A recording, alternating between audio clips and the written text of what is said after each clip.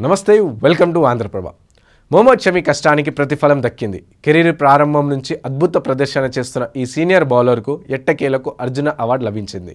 World కప్లో top class బౌలింగ్తో అదరగొట్టిన ఈ veteran pacer పేరును అర్జున అవార్డుకు బీసీసీఐ సిఫార్సు చేయగా నేడు భారత రాష్ట్రపతి చేతుల మీదుగా ఈ ప్రతిష్టాత్మకమైన అవార్డును అందుకున్నారు. ఢిల్లీలో ఏర్పాటు చేసిన ఈ కార్యక్రమంలో మొత్తం 23 మంది అర్జున అవార్డులను తీసుకోగా ఈ అవార్డు అందుకున్న ఏకైక క్రికెటర్గా షమి నిలిచాడు.